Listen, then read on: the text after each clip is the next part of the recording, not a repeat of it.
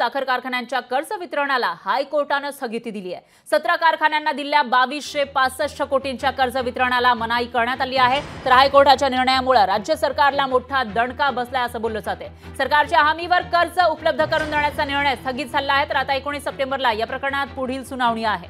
अडचणीतील काही साखर कारखान्यांना राज्य सरकारच्या हमीवर खेळत्या भाग भांडवलासाठी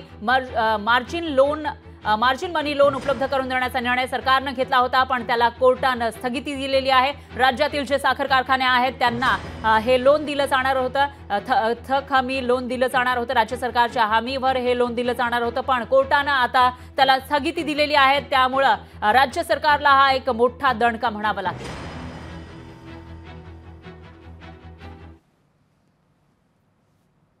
ज्या खटल्यांवर निर्णय द्यायला पाहिजे त्याच्यावरती सुप्रीम कोर्ट निर्णय देत नाही। 2.5 वर्ष या राज्यातल्या घटनाबाह्य सरकारचा खटला त्याच्यासमोर सुरू आहे, तो ऐकायला त्यांना वेळ नाही।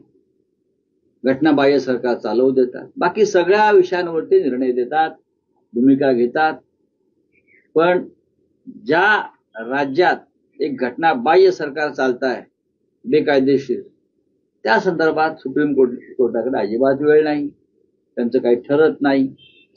ठीक आहे, साखर कारखाने असतील का अन्य काही गोष्टी असतील, त्यांच्याकडे भरपूर वेळ त्यांच्याकडे आहे। कोर्टाने काय म्हटलं याबद्दल मला माहिती नाही, पण सरकारची प्रामाणिक भूमिका असतं की साखर कारखान्यामध्ये कारखाने टिकले तर शेतकरी टिकतील, कारखाने टिकले तर ऊस उत्पादक शेतकरी टिकतील, यावर सरकार निर्णय घेत असतं। कारखान्याच्या एवढं मोठं असेट डुबण्यापेक्षा आणि ते शेतकऱ्याच्या कामात येणार नाही हे असेट, त्यापेक्षा कारखान्यांना थोडी कर्जाची हमी देऊन, थोडं कर्ज त्याला शासनाची हमी देऊन कारखाने जिवंत करण्याकरता सरकार पुढाकार घेतं। तो पुढाकार चांगलाही असतो, कारण तो शेतकऱ्याच्या हिताचा आहे।